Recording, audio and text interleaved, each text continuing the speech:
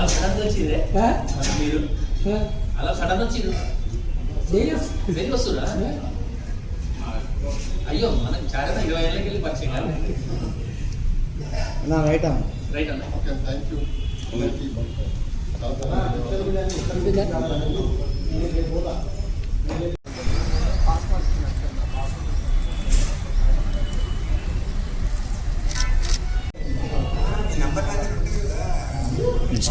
Telangana digital media journalist union ఆవిర్భావం సందర్భంగా ఇవాళ మొట్టమొదటి సమావేశం నిర్వహించుకోవడం జరిగింది.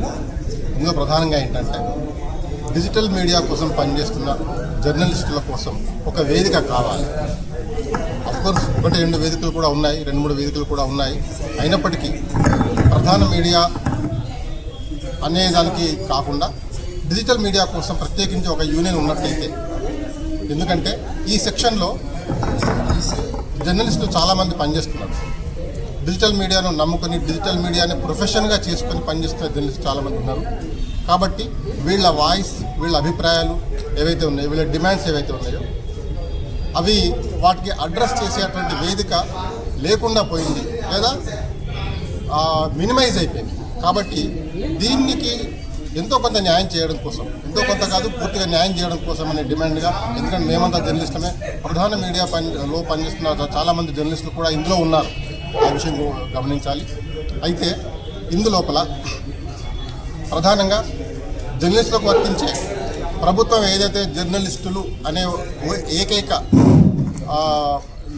టైటిల్ ఏదైతే ఉందో అదే టైటిల్ని డిజిటల్ మీడియా జర్నలిస్టులు కూడా వర్తింపజేయడం అనేది మా డిమాండ్.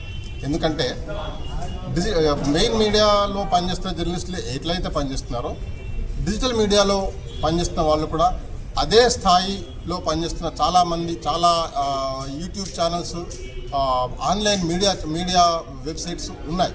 కాబట్టి ఈ ప్రొఫెషనలిజం అనేదాన్ని గుర్తించి తప్పకుండా మెయిన్ స్ట్రీమ్ మీడియాకు ఏవైతే రూల్స్ వర్తిస్తున్నాయో అవే రూల్స్ మాకు వర్తించాలి. ఇదే సమయంలో నేను ఇంకొక విషయం కూడా చెప్పదలుచుకున్నా. త్వరలోనే మేము కూడా మా యూనియన్ తరఫున, digital media Telangana journalist union తరఫున మేము కూడా కొన్ని గైడ్లైన్స్ని మేము ప్రిపేర్ చేశాము. అవి కూడా మీడియాకు మేము రిలీజ్ చేస్తాము. INTRకి కూడా మేము ఇవ్వబోతున్నాం.